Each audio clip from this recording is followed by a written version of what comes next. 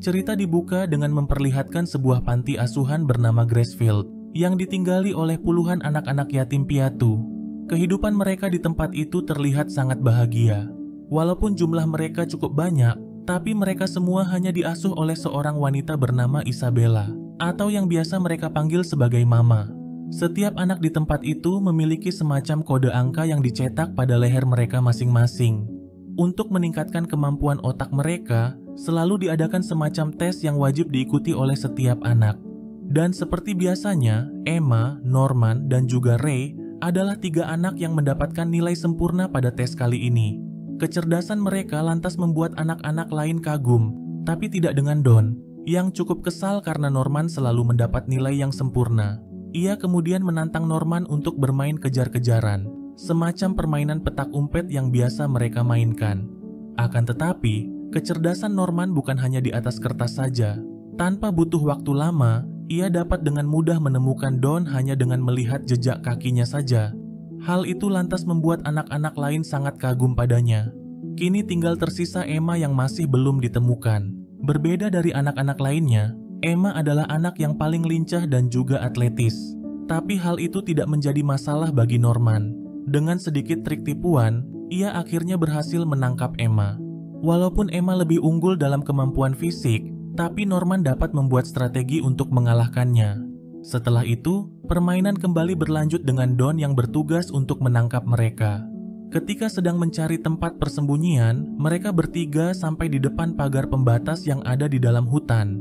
Isabella telah melarang mereka semua agar jangan mendekati atau bahkan melewati pagar tersebut, karena di luar pagar itu sangat berbahaya. Tapi menurut Ray hal itu hanyalah sebuah kebohongan belaka, karena selain pagarnya sangat pendek, ia juga tidak melihat bahaya apapun. Pembicaraan mereka kemudian segera berakhir ketika Don tiba-tiba datang ke tempat itu. Pada malam harinya, salah satu anak bernama Connie sudah bersiap pergi meninggalkan panti asuhan untuk diadopsi. Sebelum pergi, ia lantas berjanji akan mengirim surat kepada mereka semua. Anak-anak lainnya pun tak kuasa menahan air mata di saat melihat Connie yang dibawa pergi oleh Isabella. Beberapa saat kemudian, Emma tak sengaja menemukan boneka kesayangan Connie yang ketinggalan. Melihat itu, Ray kemudian menyarankannya untuk mengantar boneka itu ke gerbang selagi masih ada waktu. Tanpa berlama-lama lagi, Emma dan Norman lalu bergegas menuju ke sana. Mereka tak peduli jika nanti akan mendapat masalah, karena Isabella sudah memperingatkan mereka agar jangan pernah mendekati gerbang. Secara perlahan, mereka lalu berjalan menelusuri lorong gerbang tersebut. Namun, mereka tidak menemukan siapapun ada di sana. Hanya ada sebuah truk yang terparkir di tempat itu. Emma kemudian berniat meninggalkan boneka itu di belakang truk dan berharap Connie akan menemukannya nanti. Akan tetapi, sekujur tubuhnya seketika gemetaran karena sangat syok dengan apa yang dilihatnya. Ternyata, di dalam truk itu ia melihat Connie yang sudah tewas dengan sangat mengenaskan. Mereka pun dengan cepat langsung bersembunyi ke bawah truk itu ketika mendengar suara 2 orang pria yang mulai mendekat. Rasa kengerian pun langsung menyelimuti diri mereka di saat melihat bahwa kedua orang itu ternyata bukanlah manusia, melainkan monster dengan wujud yang sangat menyeramkan. Mereka lalu menyaksikan monster tersebut memasukkan tubuh Connie ke dalam sebuah tabung penyimpanan. Di sini, kemudian terungkap fakta bahwa panti asuhan yang mereka tinggali bukanlah rumah sementara bagi anak-anak yatim piatu seperti mereka. Semua anak-anak yang ada di panti asuhan ini sengaja dibesarkan hanya untuk dijadikan santapan bagi monster-monster tersebut, layaknya hewan ternak di sebuah peternakan. Monster itu kemudian meminta Isabella untuk menyiapkan 3 anak dengan nilai sempurna untuk panen selanjutnya. Dan 3 anak yang dimaksud adalah Ray, Norman, dan juga Emma. Persembunyian mereka pun hampir saja ketahuan di saat monster itu mencium sesuatu dari bawah truk. Tapi untungnya, mereka berdua dengan cepat kabur dari tempat itu. Keduanya masih sangat syok mengetahui fakta bahwa panti asuhan ini adalah sebuah tempat peternakan manusia. Saat kembali, Norman berdalih kepada Ray bahwa mereka sudah terlambat. Norman kemudian mulai memikirkan rencana untuk kabur dari tempat ini. Tapi Emma tidak ingin meninggalkan anak-anak lainnya begitu saja. Dirinya tidak mau melihat siapapun ada yang mati. Pada keesokan paginya, raut ketakutan masih tampak pada wajah Emma ketika melihat Isabella. Norman kemudian memintanya untuk selalu tersenyum dan bersikap seperti biasanya. Jika ekspresi mereka berubah, Isabella akan segera menyadarinya. Karena kemungkinan Isabella masih belum mengetahui siapa di antara mereka yang telah membawa boneka milik Connie ke gerbang.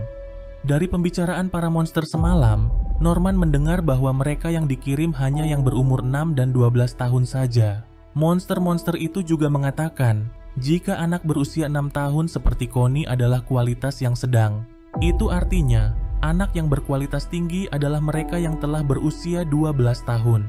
Sementara skor ujian mereka digunakan sebagai urutan untuk pengiriman, yang mana setelah berusia 6 tahun, setiap anak akan dipanen dari mulai skor yang paling rendah. Tapi Emma masih belum memahami perbedaan kualitas umur 6 dan 12 tahun.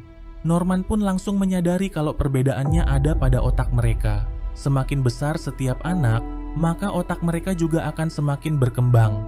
Dan kemungkinan itu adalah bagian yang paling disukai oleh monster-monster tersebut. Setelah menghitung jadwal pengiriman Connie dengan anak sebelumnya, Norman mendapati bahwa pengiriman selanjutnya adalah 2 bulan lagi dari mulai sekarang. Dan mereka harus bisa melarikan diri sebelum hari itu tiba. Untuk mencari rute pelarian yang akan digunakan, mereka lalu pergi melewati pagar pembatas yang ada di dalam hutan. Langkah mereka kemudian terhenti ketika sampai di depan sebuah tembok beton yang cukup tinggi. Emma lalu memanjat sebuah pohon untuk memeriksa apa yang ada di balik tembok tersebut. Tapi yang ia lihat hanyalah hamparan pepohonan yang tak ada batasnya. Walaupun tembok itu cukup tinggi, tapi Emma yakin kalau mereka bisa memanjatnya selama mereka mempunyai tali. Beberapa saat kemudian, Isabella mengumpulkan semua anak-anak. Namun, salah satu anak tersesat di dalam hutan dan tak bisa kembali. Isabella kemudian membuka sebuah jam saku dan segera pergi mencarinya. Tak butuh waktu lama, ia dapat dengan mudah menemukan bocah tersebut. Melihat itu, Norman pun langsung mengetahui kenapa Isabella bisa dengan mudah menemukannya. Seolah-olah ia sudah tahu di mana anak itu berada. Bahkan jika diingat-ingat, Isabella selalu dapat dengan mudah menemukan mereka dimanapun mereka bersembunyi. Ia pun sangat yakin kalau benda itu bukanlah jam biasa, melainkan sebuah alat pelacak, dan semacam alat pemancar pasti sudah ditanam di dalam tubuh mereka. Di malam harinya, mereka berdua mulai mencari sesuatu yang bisa dijadikan tali. Akan tetapi, Emma tiba-tiba dihampiri oleh Isabella dan menanyakan kondisinya yang sedikit berbeda pagi ini. Untungnya, Emma bisa bersandiwara dan mengatakan kalau dirinya baik-baik saja.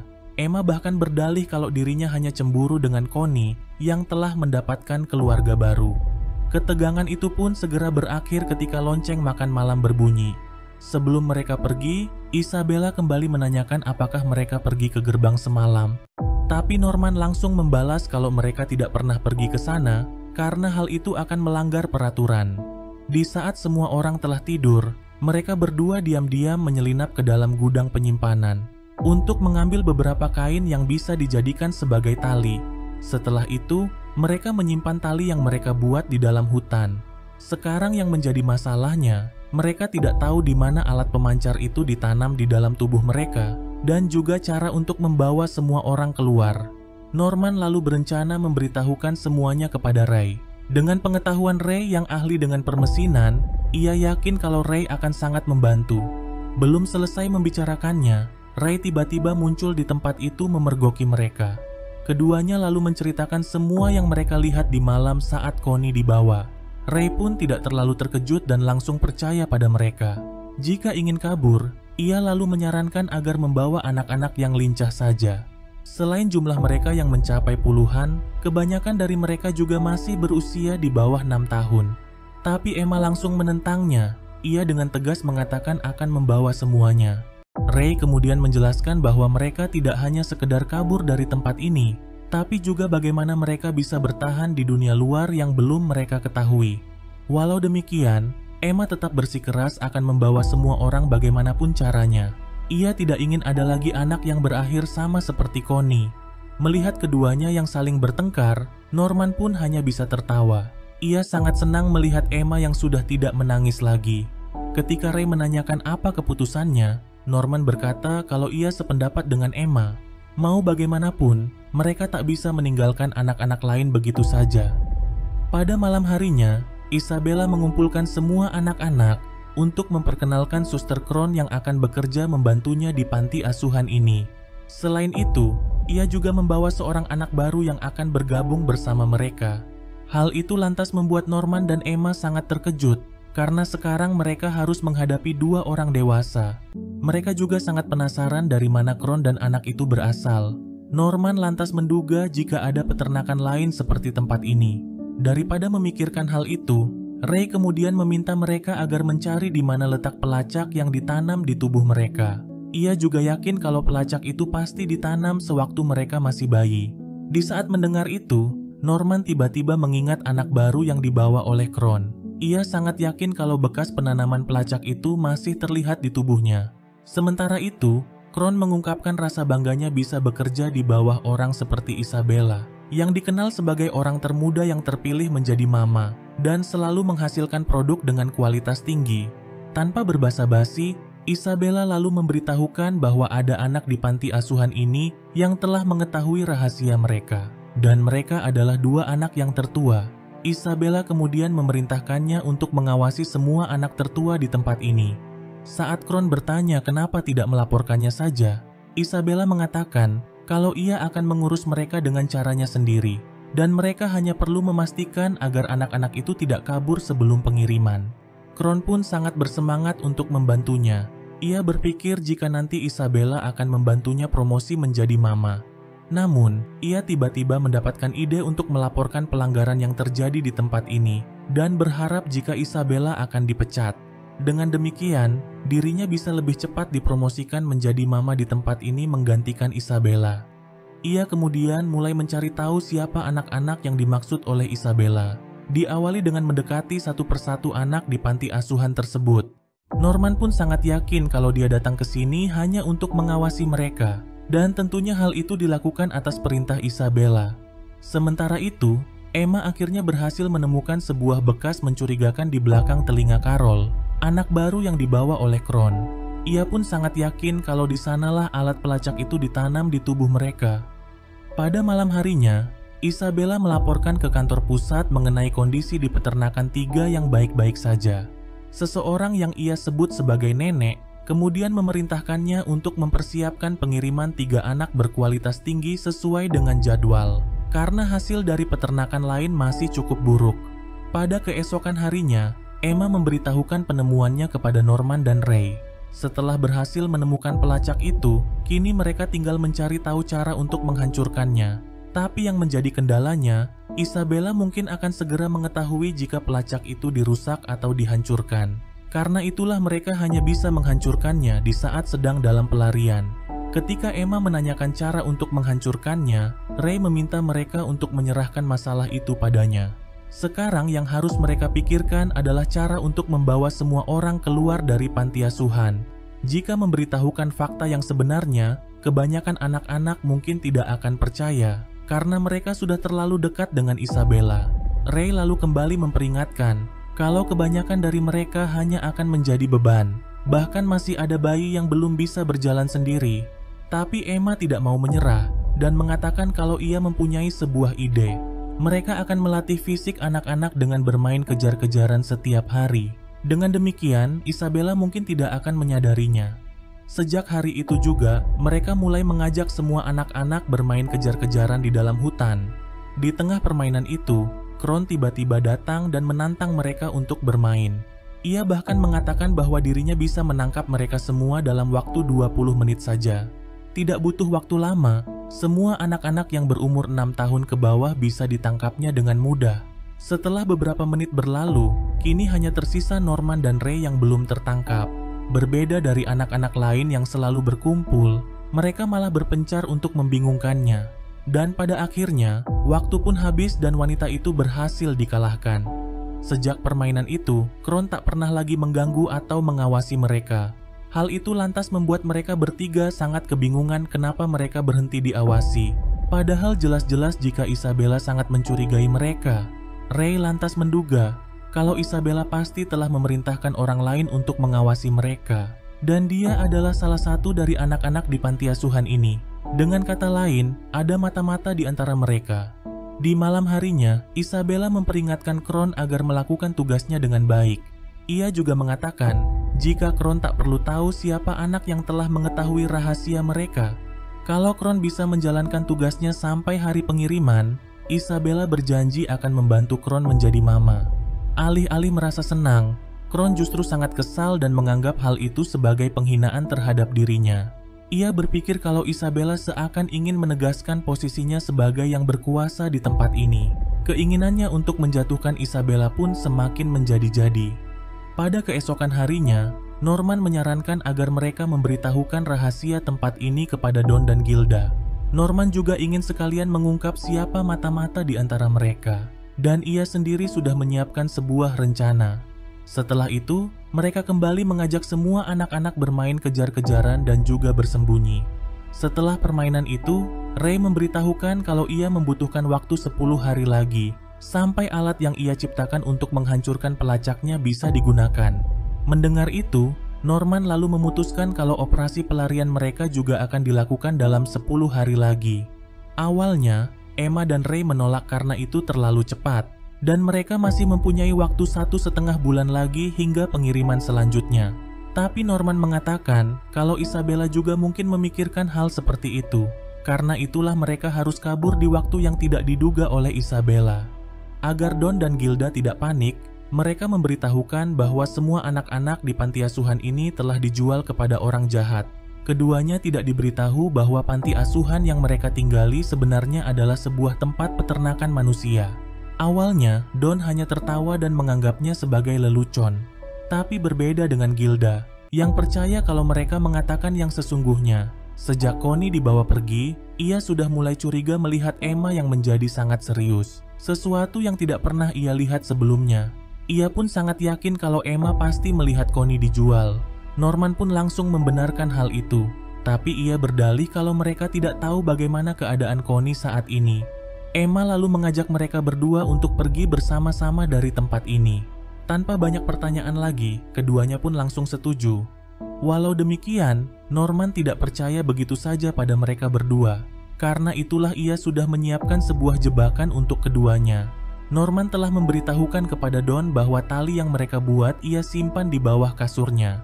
Sementara Gilda diberitahu jika tali yang mereka buat disimpan di kamar mandi. Jika Isabella mendapatkan salah satu tali itu, maka mereka akan tahu siapa mata-matanya. Di saat semuanya sedang tidur, Gilda menyelinap masuk ke dalam kamar Kron. Tanpa ia sadari, Emma mengikutinya secara diam-diam. Kron lalu meminta Gilda untuk menceritakan semuanya. Walaupun sedikit ragu, Gilda langsung mengatakan kalau ia dan Emma sudah baikan. Ia pun sangat berterima kasih karena Kron sudah memperhatikannya. Emma yang menguping dari luar pun sangat senang mendengar hal itu. Tapi Kron tidak percaya begitu saja dan mengatakan kalau Emma pasti sudah memberitahukan semuanya. Ia lalu meminta Gilda untuk memberitahukan siapa lagi anak-anak yang sudah diberitahu. Tapi Gilda berdalih kalau ia tidak tahu apa yang dibicarakannya dan segera pergi dari tempat itu. Hal itu lantas membuat Kron sangat marah dan kesal. Sementara di lain sisi, seseorang memberitahukan kepada Isabella bahwa talinya disimpan di bawah kasur Norman. Pada keesokan harinya, mereka kembali mengajak semua anak-anak bermain kejar-kejaran seperti biasanya. Di malam harinya, Norman mendapati bahwa tali yang ia simpan di kamar mandi masih aman, sementara tali yang ia simpan di bawah kasurnya sudah tidak ada.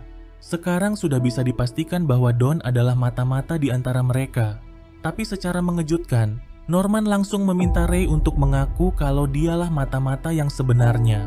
Ternyata, ada 3 jebakan yang telah dipasang oleh Norman sebelumnya. Dan sebenarnya, Norman memberitahukan pada Don bahwa tali yang mereka buat disimpan di ruang makan. Dengan kata lain, hanya Ray lah yang tahu kalau ada tali disimpan di bawah kasur Norman. Di momen ini, Ray pun tak bisa mengelak lagi menyadari bahwa dirinya sudah ketahuan. Ia akhirnya mengaku bahwa dirinya adalah mata-mata Isabella. Bahkan dirinya sudah lama bekerja menjadi mata-mata untuk wanita itu. Itu artinya, ia juga sudah lama mengetahui rahasia tempat ini. Alih-alih marah karena sudah dibohongi, Norman malah meminta Ray untuk bekerja dan berpindah haluan padanya. Itu artinya, Ray akan menjadi mata-mata bagi Norman. Selain itu, Norman juga sudah tahu kalau Ray lah orang yang telah menyembunyikan boneka milik Connie.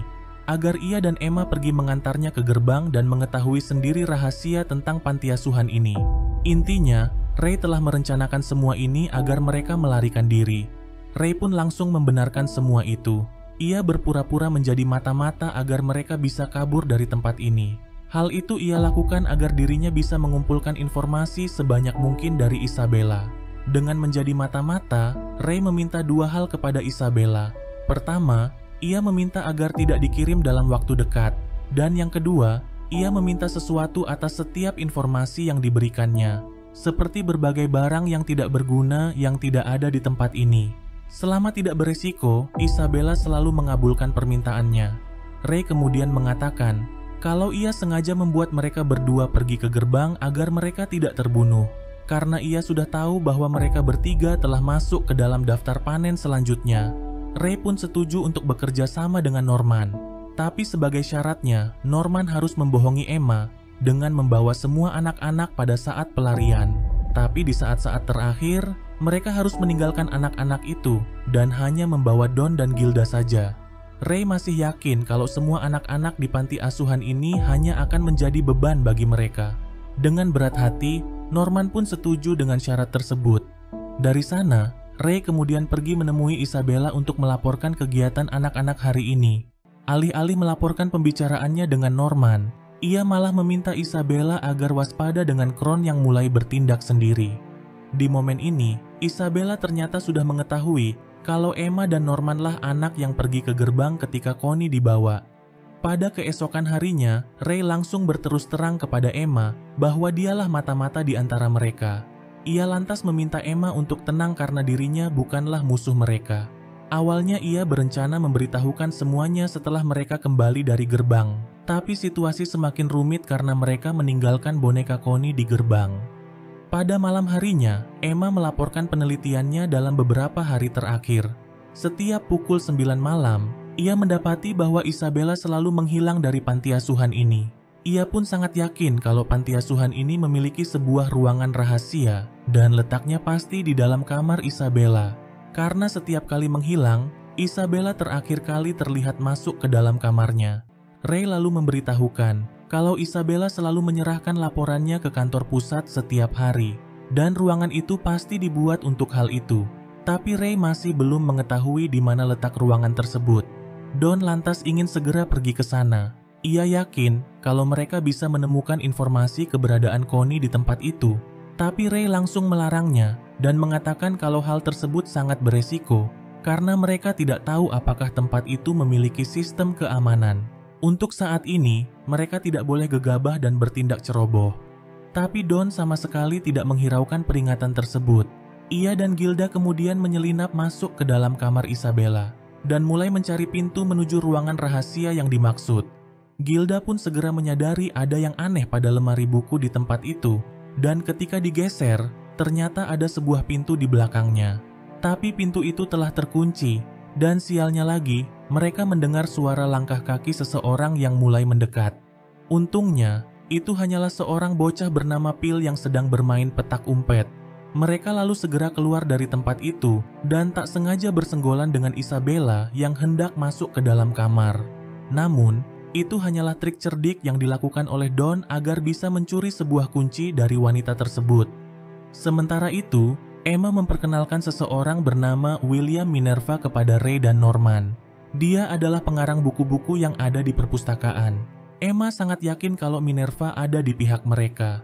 Setelah memeriksa semua buku-buku karangannya, Emma menemukan semacam pesan rahasia di setiap bukunya, yang mana pesan itu terdiri dari lingkaran dengan bagian terputus yang berbeda pada setiap buku. Melihat itu, Norman pun langsung menyadari kalau itu adalah sebuah kode Morse. Setelah diterjemahkan, kode-kode itu mengungkapkan semua rahasia tentang panti asuhan ini. Ray pun sangat yakin kalau ini adalah pesan dari dunia luar untuk menolong mereka. Hal itu lantas membuat Norman sangat senang, karena itu artinya di luar sana masih ada manusia selain mereka. Dari salah satu buku Minerva, mereka menemukan kode Morse yang berbeda dari yang lain, yang mana jika diterjemahkan, kode Morse pada buku itu menyebutkan kata perjanjian. Mereka pun berencana untuk mencari tahu tentang Minerva setelah berhasil kabur dari tempat ini. Sementara itu, Don dan Gilda kembali menyelinap masuk ke dalam kamar Isabella. Dengan kunci yang berhasil dicuri oleh Don, mereka lalu membuka pintu rahasia tersebut dan menemukan sebuah tangga menuju ruang bawah tanah. Di saat memeriksa tempat itu, Mereka pun dibuat sangat terkejut ketika mendapati semua barang anak-anak yang telah pergi dari panti asuhan ini. Bahkan salah satunya adalah boneka milik Connie. Keduanya pun semakin penasaran kenapa barang-barang mereka ada di sini. Tidak hanya itu, mereka juga menemukan sebuah radio komunikasi, dan itu adalah alat yang digunakan oleh Isabella untuk berkomunikasi dengan kantor pusat. Tidak ingin aksi mereka sampai ketahuan, keduanya lalu dengan cepat keluar dari tempat itu. Sementara kuncinya mereka jatuhkan di depan kamar itu agar ditemukan oleh anak lain. Setelah itu, keduanya lalu memberitahukan apa yang baru saja mereka temukan. Tapi hal itu justru membuat Ray sangat marah, karena tindakan mereka sangat bodoh dan juga berbahaya. Kalau saja Isabella atau Kron sampai tahu, mereka semua bisa tamat. Mendengar itu lantas membuat Don bertanya apa yang akan terjadi pada mereka. Ia pun mulai curiga kalau mereka belum diberitahu apa yang sebenarnya terjadi. Bahkan setelah melihat barang-barang di ruangan rahasia itu, ia tidak yakin kalau Connie dan anak-anak lainnya hanya dijual kepada orang jahat. Tak ada pilihan lagi, Norman lalu memberitahukan fakta yang sebenarnya mengenai tempat ini. Sontak saja mengetahui itu membuat mereka sangat syok sampai tak bisa berkata-kata. Don yang sangat marah kemudian langsung memukul Ray dan Norman. Ia merasa kalau mereka bertiga hanya menganggap dirinya dan Gilda sebagai beban. Walaupun tidak sepintar mereka bertiga, tapi Don ingin mereka menganggapnya sebagai orang yang bisa diandalkan dan juga dipercaya. Mendengar itu, ketiganya lalu meminta maaf karena sudah membohongi mereka berdua. Mereka juga berjanji tidak akan berbohong lagi dan saling mempercayai satu sama lain. Pada keesokan harinya, semua anak-anak menjalani aktivitas seperti biasanya. Untuk melancarkan pelarian mereka, Norman berencana membuat Isabella pergi ke tempat lain agar dia tidak memeriksa alat pelacaknya. Dan untuk melakukannya, ia telah meminta Ray untuk menjebak Isabella dengan memberikannya informasi yang palsu. Sementara di tempat yang berbeda, Ray sedang menjalankan tugas yang diberikan oleh Norman. Ia memberitahukan pada Isabella bahwa Norman ingin membunuhnya. Menggunakan bahan cairan pembersih yang telah mereka kumpulkan, Norman lalu memberitahukan di mana bahan-bahan kimia itu disimpan dan menyarankan Isabella untuk menggantinya. Tapi Isabella tidak terkejut akan hal itu. Ia sudah menduga kalau Norman pasti akan melakukan itu jika ingin kabur dari sini. Sebelum Ray pergi dari tempat itu, Isabella memberitahukan bahwa ia telah mendapat perintah dari kantor pusat untuk menyiapkan pengiriman selanjutnya. Dan anak yang akan dikirim selanjutnya adalah Ray. Karena dia adalah anak pertama yang menginjak usia 12 tahun di antara anak-anak lainnya. Sementara itu, Norman dan yang lainnya sedang dalam perjalanan menuju tembok pembatas. Namun tiba-tiba, mereka dihadang oleh Kron yang mengaku telah mendengar pembicaraan mereka semalam. Tapi secara tidak terduga, ia malah mengajak mereka untuk bekerja sama dengannya. Kron lalu memberitahukan rencananya yang ingin menjadi mama di tempat ini. Tapi hal itu bisa terwujud jika ia berhasil menjatuhkan Isabella. Ia kemudian memperlihatkan sebuah kode angka di lehernya, yang mana itu menandakan bahwa dulu dirinya juga sama seperti mereka. Sebelum menginjak usia 12 tahun, setiap anak perempuan diberikan dua pilihan, antara menjadi mama atau menjadi hidangan bagi para monster. Tapi hanya yang mencapai skor tertentu saja yang mendapatkan dua pilihan tersebut. Walau demikian, Kron tidak menyarankan Emma untuk melakukannya, karena Emma tidak akan pernah keluar dari tempat ini seperti dirinya. Ia lalu memberitahukan bahwa di dalam tubuhnya telah dipasang sebuah chip. Jika dirinya keluar satu langkah saja dari gerbang, chip itu akan langsung menghentikan detak jantungnya.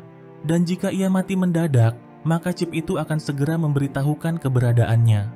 Walaupun dirinya hanya bisa hidup di dalam peternakan, tapi ia ingin mendapatkan hidup terbaik di sini dengan menjadi mama. Ia lantas mengatakan tidak akan menghalangi mereka melarikan diri. Jika mereka berhasil kabur, maka Isabella akan disalahkan. Dan itu membuat peluangnya menjadi mama di tempat ini semakin terbuka. Untuk yang kedua kalinya, ia lalu mengajak mereka bekerja sama. Walaupun sedikit ragu, tapi Norman tetap menerima tawarannya. Jika ada sesuatu yang ingin mereka ketahui, Kron lantas mengundang mereka untuk datang ke kamarnya pada malam ini. Akan tetapi, Norman tidak percaya begitu saja dengan wanita tersebut. Ia yakin kalau Kron pasti memiliki maksud tersembunyi dengan mendekati mereka, yaitu untuk mendapatkan bukti rencana pelarian yang akan mereka lakukan. Atasan Kron mungkin tidak percaya jika ia melaporkan Isabella tanpa bukti apapun. Dan salah satu bukti yang tak bisa dielakkan lagi adalah alat penghancur pelacak yang sedang dibuat oleh Ray. Jika Kron sampai menemukan itu, mereka semua pasti akan segera dikirim. Di malam harinya, Isabella mendapat kiriman sebuah kotak misterius, yang mana di dalamnya terdapat sebuah surat dan juga buku catatan. Ketika semua orang sudah tidur, Norman dan Emma kemudian datang ke kamar Kron. Kron lantas meminta mereka agar tidak sungkan untuk menanyakan apapun. Emma kemudian langsung memintanya untuk memperlihatkan alat penerima sinyal yang digunakan untuk melacak setiap anak di tempat ini. Tanpa ragu, Kron pun langsung memberikannya pada mereka. Bahkan, ia memberitahukan bahwa alat pelacaknya ditanam di belakang telinga mereka masing-masing. Tapi Kron berdalih kalau ia belum tahu cara untuk menghancurkannya. Dan jika ingin kabur, ia menyarankan agar memotong telinga mereka untuk mengeluarkannya. Tapi tentunya hal itu akan sangat menyakitkan. Saat ditanya mengenai dunia luar, Kron membenarkan bahwa memang masih ada manusia di luar sana. Dan orang-orang itulah yang membawakan mereka pakaian dan kebutuhan pokok lainnya. Ketika Emma menanyakan tentang monster-monster yang mereka lihat di gerbang, Kron mengaku tidak mengetahui dari mana monster-monster itu berasal. Ia juga tidak tahu sejak kapan mereka ada di dunia ini. Merasa cukup dengan semua jawaban yang diberikannya, keduanya lalu hendak pergi dari tempat itu. Tapi Kron langsung tertawa kegirangan dan mengatakan kalau ia sudah menduga jika mereka memang sudah tahu lokasi alat pelacaknya. Ternyata, Kron dari awal sudah melihat gerak-gerik dan ekspresi mereka. Di saat ia memberitahukan lokasi alat pelacaknya ada di telinga, mereka berdua sama sekali tidak melakukan apa-apa. Jika orang yang baru tahu pasti akan langsung memeriksanya. Kron lalu meminta mereka untuk datang lagi kalau masih memiliki pertanyaan. Sementara itu, Ray mendapatkan sebuah kamera Polaroid atas informasi yang diberikannya kemarin. Bisa dikatakan bahwa ini juga merupakan permintaan terakhirnya. Akan tetapi, kamera itu dimintanya bukan tanpa tujuan. Kamera itu merupakan bagian terakhir dari alat penghancur pelacak yang ia ciptakan. Kini tinggal tersisa 6 hari lagi sebelum pelarian mereka. Pada saat itu tiba, Ray akan mengalihkan perhatian Isabella setelah makan siang berakhir. Sementara Norman dan Emma akan memanjat tembok untuk memasang tali. Sedangkan Don dan Gilda akan menunggu informasi dari Ray jika gagal mengalihkan perhatian Isabella. Tapi Norman sangat khawatir jika Kron sampai menemukan alat penghancur pelacaknya. Dengan percaya diri, Ray mengatakan kalau dia akan mengurusnya. Di sisi lain, Kron berpikir kalau dirinya sudah hampir berhasil. Sekarang ia tinggal mencari tahu di mana anak-anak itu menyimpan alat untuk menghancurkan pelacaknya. Pada saat jam makan siang, ia diam-diam masuk ke dalam kamar untuk memeriksa lemari milik Ray. Tapi ia tidak menemukan yang diinginkannya. Hanya ada secarik kertas dengan catatan yang membuatnya sangat terkejut. Kron lalu dengan cepat kembali ke kamarnya. Ia sangat senang dan juga yakin kalau catatan itulah yang dibutuhkannya. Dengan menunjukkan catatan itu kepada sang nenek, Kron sangat yakin kalau Isabella pasti akan diusir. Tapi ia sangat penasaran bagaimana Ray sampai bisa mengetahui hal itu. Di tengah rasa kebahagiaannya, Isabella tiba-tiba datang untuk memberikannya sebuah surat dari markas. Di saat membaca isi dari surat itu, ia pun sangat syok sampai tak bisa berkata-kata. Bagaimana tidak, surat itu ternyata berisi pengangkatan Kron menjadi mama di peternakan 4. Dan Isabella sendirilah yang telah merekomendasikannya. Ia lantas meminta Kron untuk bersiap-siap karena sang nenek telah menunggunya di gerbang. Tapi hal itu justru membuat Kron sangat marah dan kesal karena ia sadar bahwa ini adalah cara Isabella untuk menyingkirkannya. Sebelum pergi, Kron meninggalkan sebuah pena dan surat di dalam lemari Norman. Ketika sampai di gerbang, ia bertemu dengan sang nenek yang sudah menunggunya. Kron lalu melaporkan beberapa anak yang berencana kabur dari panti asuhan ini. Ia berharap Isabella akan mendapat hukuman. Akan tetapi, wanita tua itu sama sekali tidak menghiraukannya. Ia malah membela Isabella dan mengatakan jika anak-anak itu sudah dikendalikan. Dia juga mengatakan kalau Kron tidak akan cukup untuk menggantikan Isabella. Mendengar semua itu lantas membuat Kron tidak tahu harus mengatakan apa lagi. Sesaat kemudian, satu sosok monster datang untuk membunuhnya. Di saat-saat terakhirnya, Kron mengingat kembali saat dirinya dibesarkan di panti asuhan hingga mengetahui semua rahasia yang tersembunyi di dalamnya. dan juga hari-hari di mana dirinya dilatih untuk menjadi calon mama. Ia pun hanya bisa berharap agar Norman dan anak-anak lainnya berhasil melarikan diri dan menghancurkan dunia busuk yang selama ini mereka tinggali. Beberapa hari kemudian, hari yang dinanti pun akhirnya sudah tiba. Sesuai rencana, Ray kemudian coba mengalihkan perhatian Isabella dengan mengajaknya pergi mengganti bahan kimia yang disembunyikan oleh Norman. Di waktu yang bersamaan, Norman dan Emma pergi menuju tembok pembatas untuk memasang tali. Sementara Don dan Gilda sedang menunggu informasi dari Ray jika gagal mengalihkan perhatian Isabella. Tapi sialnya, rencana mereka tidak berjalan dengan semestinya. Isabella ternyata sudah mengetahui kalau Ray telah mengkhianatinya dan bekerja sama dengan Kron. Karena itulah ia terpaksa harus menyingkirkan wanita tersebut. Ia kemudian langsung memecat Ray sebagai mata-matanya. Dan mulai sekarang, dia sendiri yang akan mengawasi anak-anak. Ray kemudian coba menahannya agar tidak pergi, tapi sayang usahanya tidak berguna. Wanita itu kemudian pergi dan mengurungnya di kamar tersebut. Melihat Isabella yang keluar dari dalam rumah, Don langsung berpikir jika ada yang tidak beres. Ia kemudian bergegas masuk dan langsung mendobrak pintu kamar yang mengurung Ray. Tanpa berlama-lama lagi, mereka lalu pergi ke tembok untuk mengabari Norman dan Emma. Tapi sayang mereka sudah terlambat. Dengan alat pelacaknya, wanita itu sudah lebih dulu menemukan mereka berdua. Tanpa berbasa-basi, Isabella kemudian meminta mereka untuk berbicara tanpa bersandiwara lagi. Ia lalu meminta mereka agar menyerah dan segera kembali ke rumah untuk menjalani kehidupan yang damai dan penuh dengan cinta. Tempat di mana mereka bisa mati dengan tenang tanpa kelaparan ataupun mengetahui kebenaran dunia. Mendengar semua itu lantas membuat Emma sangat marah. Daripada harus hidup di dalam kebahagiaan yang palsu, dia lebih memilih hidup bebas walaupun menderita. Emma kemudian coba menahan wanita itu agar Norman bisa memanjat tembok tersebut. Akan tetapi, Norman tiba-tiba berhenti di saat melihat kaki Emma yang dipatahkan oleh wanita tersebut. Di waktu yang bersamaan, Don dan Ray juga tiba di tempat itu. Mereka pun hanya bisa terpaku melihat apa yang sedang terjadi. Untuk yang kedua kalinya, Isabella kemudian meminta mereka agar menyerah saja. Ia juga memberitahukan bahwa dirinya baru saja mendapat perintah baru dari markas, yang mana tanggal pengiriman Norman sudah ditentukan, dan itu jatuh pada hari besok. Mengetahui itu lantas membuat mereka sangat terkejut. Tidak bisa berbuat apa-apa lagi, mereka pun hanya bisa pasrah kembali ke rumah.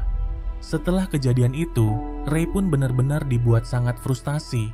Selain rencana mereka yang gagal total, sekarang mereka harus memikirkan tentang Norman yang akan segera dikirim. Walaupun Norman masih sangat syok mengetahui bahwa dirinya akan segera dikirim, tapi ia berusaha untuk tegar di hadapan Emma. Ia bahkan mengatakan kalau rencana pelarian ini masih bisa berhasil walaupun tanpa dirinya. Ray yang tidak ingin pasrah dengan keadaan kemudian memutuskan untuk membantu Norman.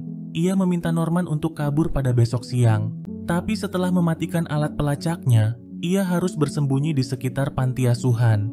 Setelah kaki Emma sudah mulai pulih, barulah mereka pergi dari tempat ini bersama-sama. Tapi Norman langsung menolak rencana tersebut. Jika dirinya melarikan diri, mungkin Ray yang akan dikirim untuk menggantikan dirinya. Dan Norman tidak ingin hal itu sampai terjadi. Walau demikian, dirinya tidak ingin pergi secara sia-sia. Norman akan memastikan bahwa rencana pelarian mereka berhasil. Mendengar itu lantas membuat Ray sangat kesal.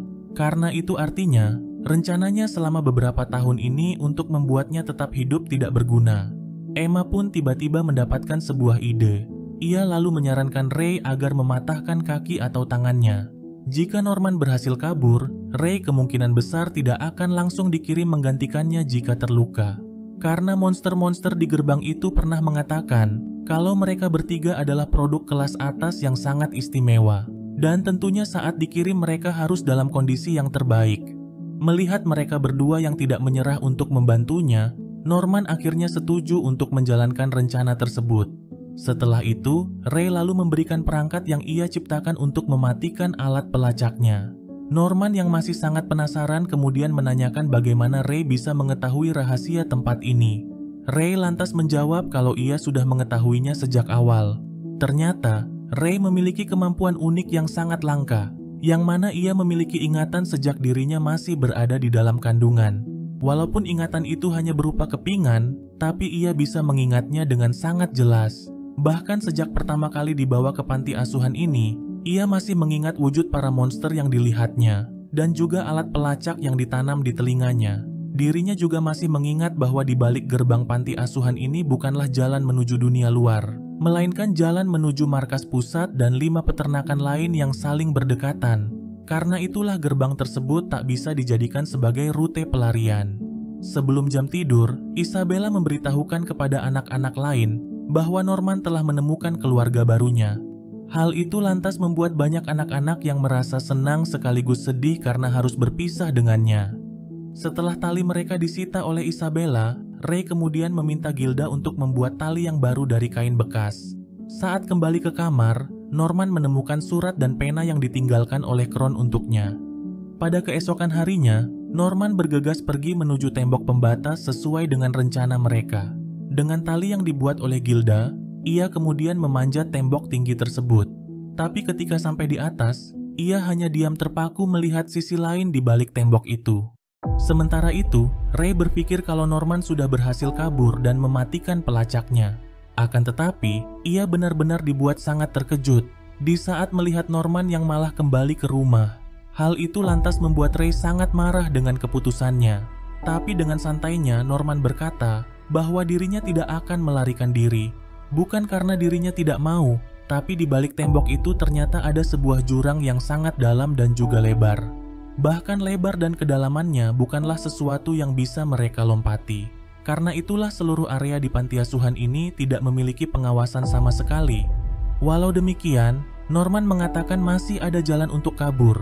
Dirinya telah berjalan mengelilingi tembok dan menemukan satu-satunya jembatan untuk keluar. Tapi yang menjadi masalahnya, letak jembatan itu berada di markas.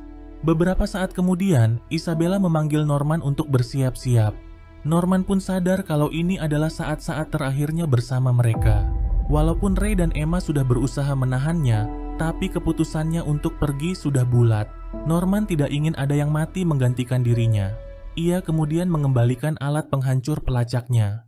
Sebelum pergi, ia kemudian memeluk kedua sahabatnya itu untuk yang terakhir kalinya.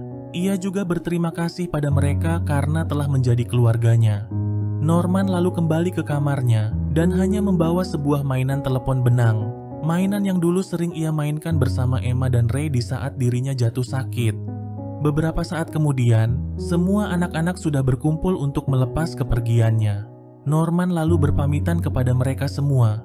Sebelum melangkahkan kakinya keluar dari rumah, Emma tiba-tiba berlari dan langsung memeluknya. Ia kemudian hendak menghancurkan pelacak milik Norman dan juga memintanya agar langsung kabur.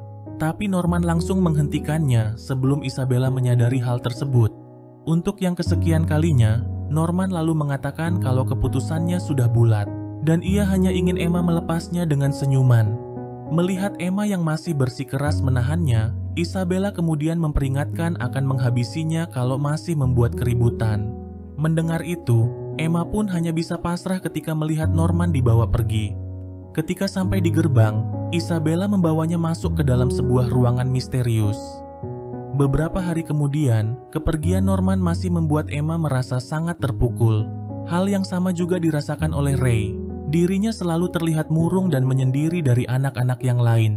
Bahkan ketika ditanya apa rencana mereka selanjutnya, Ray mengatakan kalau dia sudah tidak peduli lagi, sebab mustahil bagi mereka untuk kabur dari tempat ini, karena satu-satunya jalan keluar hanya melalui markas saja. Dengan penuh keputusasaan, Ray kemudian meminta mereka untuk pergi tanpa dirinya. Mendengar itu lantas membuat Emma semakin putus asa. Setelah kepergian Norman, kini mereka hanya bisa pasrah menunggu ajal menjemput. Di momen ini, Isabella kemudian datang dan coba menghiburnya. Jika Emma mau, wanita itu berjanji akan merekomendasikan Emma untuk menjadi kandidat mama di tempat ini. Tapi Emma langsung menolaknya mentah-mentah, karena itu adalah sesuatu yang tidak akan pernah ia lakukan. Hari demi hari kemudian berlalu. Tidak terasa jika besok adalah hari di mana Ray akan dikirim, tepat di hari ulang tahunnya yang ke-12. Di malam harinya, Emma kemudian mendatangi Ray yang sedang menghabiskan malam terakhirnya di perpustakaan. Tanpa berbasa-basi lagi, Ray kemudian meminta Emma untuk berterus terang kalau dirinya masih belum menyerah. Secara mengejutkan, Emma ternyata masih belum menyerah untuk kabur dari tempat ini. Selama beberapa hari ini, mereka selalu diawasi oleh Isabella secara langsung. Tapi hal itu justru menjadi keuntungan baginya. Di saat Isabella terus mengawasinya, Emma menyerahkan seluruh persiapan pelarian mereka kepada Don dan Gilda.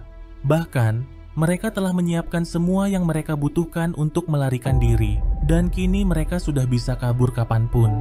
Emma kemudian mengajak Ray untuk lari besok siang sebelum Ray dibawa pergi. Tapi untuk bisa kabur, Ray mengatakan kalau mereka harus mengalihkan perhatian Isabella agar mereka bisa memisahkan para balita yang selalu bersama dengan wanita itu.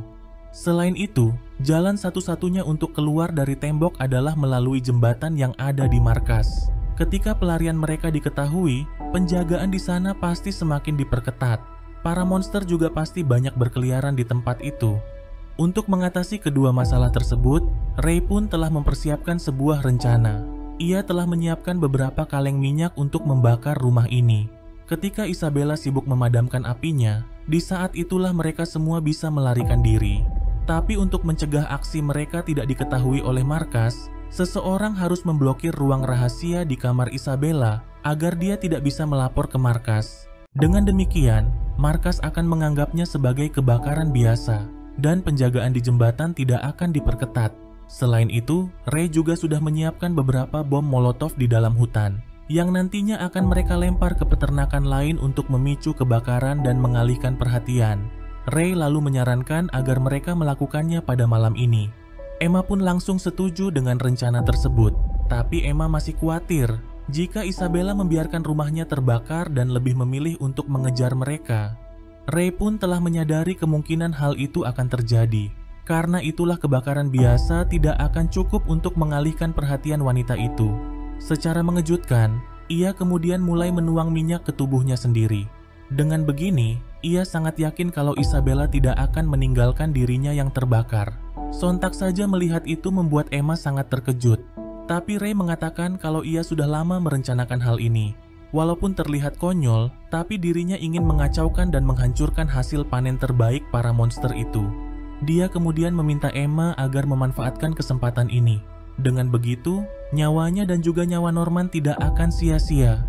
Sesaat kemudian, terdengar suara jam berdentang menandakan bahwa hari telah berganti. Sekarang Ray telah genap berusia 12 tahun. Ia lalu menyalakan sebuah korek untuk membakar dirinya. Beberapa saat kemudian, Isabella yang sedang menidurkan para balita mendengar suara teriakan dari ruang perpustakaan. Ia kemudian bergegas pergi menuju ke sana, dan ketika sampai di tempat itu, ia melihat kobaran api yang telah memenuhi seluruh ruangan tersebut. Ia juga melihat Emma yang terus menangis seraya memintanya agar segera menyelamatkan Ray. Di saat memeriksa alat pelacaknya, ia pun sangat terkejut melihat lokasi Ray yang ada di dalam kobaran api tersebut.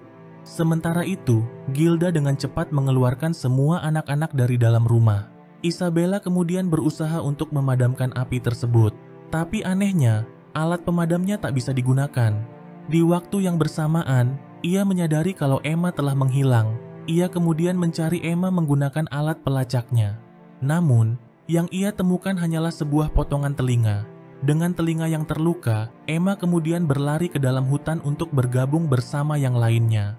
Dan secara mengejutkan, Ray juga ada di sana.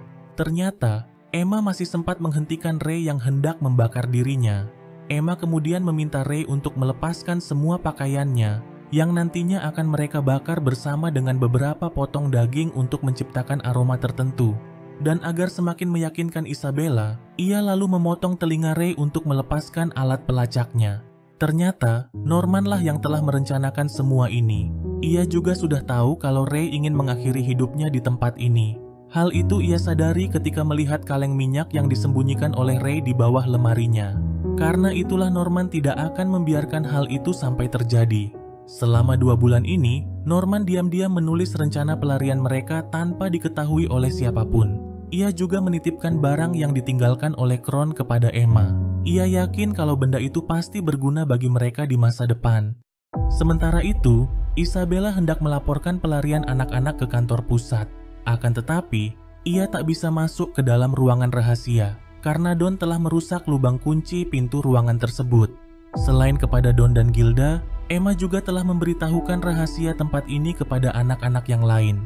Dengan demikian, mereka akan tahu bahaya yang sedang dihadapi dan lari dengan kesadaran mereka sendiri. Setelah Norman dibawa pergi, Emma juga hanya berpura-pura menyerah agar Isabella tidak mencurigainya. Tapi ia sebenarnya sedang memberikan perintah kepada anak-anak yang lain untuk mempersiapkan rencana pelarian. Ketika sampai di tembok, Emma kemudian naik lebih dulu agar bisa menarik yang lain. Sementara itu, Isabella hanya bisa diam terpaku melihat seluruh bangunan itu dilahap api. Seorang anak bernama Phil kemudian datang menghampirinya. Ternyata, Emma tidak membawa semua anak ikut bersama mereka. Ia memutuskan untuk meninggalkan semua anak yang berusia 5 tahun ke bawah. Setelah mempertimbangkan secara matang-matang, Emma berpikir kalau ucapan Ray ada benarnya juga. Mereka tidak hanya kabur dari tempat ini, tapi juga bagaimana caranya bertahan di dunia luar yang belum mereka ketahui. Dan di sana bukanlah tempat yang cocok untuk anak-anak balita. Tapi Emma tidak akan meninggalkan mereka hanya untuk berakhir menjadi santapan para monster. Ia kemudian memanggil seorang anak bernama Phil, anak yang paling cerdas di antara para balita lainnya. Emma lalu memberitahukan semua rahasia panti asuhan ini kepadanya. Alih-alih terkejut dengan fakta itu, Phil ternyata sudah menduga jika ada yang aneh dengan panti asuhan ini, dan keanehan itu dimulai sejak Connie dibawa pergi. Emma kemudian memberitahukan bahwa dirinya dan anak-anak lain akan kabur dari tempat ini. Sementara Phil dan balita yang lain masih memiliki waktu 2 tahun lagi sampai dipanen.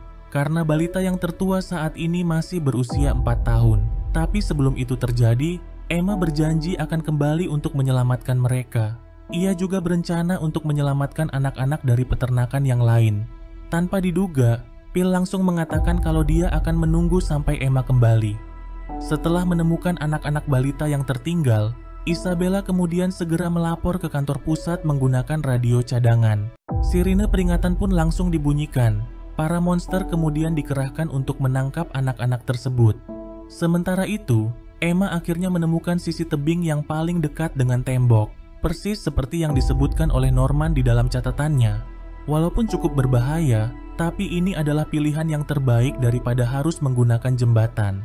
Dalam 1 bulan terakhir, Don selalu melatih lemparannya sejauh mungkin hanya untuk momen ini. Dan hanya dengan sekali lemparan, Don akhirnya berhasil mengaitkan tali yang mereka buat ke pohon di seberang tebing. Dengan tali itu, ia kemudian meluncur menyeberangi jurang tersebut. Anak-anak yang lain juga sudah berlatih meluncur di saat jam bermain. Dan sekarang mereka tidak takut lagi untuk melakukannya. Melihat semua itu lantas membuat Ray sangat takjub dan seakan tidak percaya bahwa mereka telah berhasil melarikan diri. Untuk sesaat, ia pun seakan bisa merasakan kehadiran Norman di sisinya. Setelah semua orang berhasil menyeberang, sekarang tinggal tersisa Emma yang masih berada di tembok. Di saat ia hendak meluncur, Isabella tiba-tiba datang ke tempat itu. Wanita itu kemudian memohon agar Emma jangan pergi. Tapi Emma sama sekali tidak menghiraukannya dan langsung meluncur. Tanpa berlama-lama lagi, mereka kemudian segera pergi meninggalkan tempat itu. Isabella yang melihat itu pun hanya diam terpaku. Sama seperti mereka, Isabella ternyata dulu pernah mencoba untuk kabur. Tapi niatnya sirna ketika melihat sebuah jurang di balik tembok itu. Selama tinggal di panti asuhan, Isabella berteman dekat dan menjalin hubungan romantis dengan seorang anak laki-laki yang bernama Leslie. Dia juga sangat menyukai sebuah lagu yang diciptakan oleh Leslie. Tapi kebersamaan mereka tidak berlangsung lama karena pada suatu hari Leslie harus dikirim. Kepergiannya lantas membuat Isabella sangat terpukul dan patah hati. Pada saat hari pengirimannya, Isabella akhirnya mengetahui rahasia panti asuhan yang ia tinggali. Ia kemudian memilih untuk menjadi calon mama daripada harus terbunuh. Setelah bertahun-tahun menjalani pelatihan, Isabella akhirnya hamil dengan cara inseminasi buatan. Di masa-masa kehamilannya, ia selalu menyanyikan lagu ciptaan Leslie untuk anak yang ada di dalam kandungannya. 1 tahun kemudian, dia akhirnya terpilih menjadi mama di peternakan 3. Setelah beberapa tahun di tempat itu, Isabella secara kebetulan mendengar seorang anak yang sedang menyanyikan lagu yang diciptakan oleh Leslie, dan anak itu adalah Ray. Ternyata, Ray adalah anak kandungnya sendiri, dan Ray juga sudah menyadari hal itu. Di saat Ray bertanya kenapa Isabella melahirkannya, Isabella lantas mengatakan kalau dirinya hanya ingin bertahan hidup lebih lama dari siapapun. Sekarang, Isabella akhirnya bisa menerima fakta bahwa dirinya sudah dikalahkan. Ia pun hanya bisa berharap agar Ray dan anak-anak lainnya bisa menemukan cahaya di luar sana.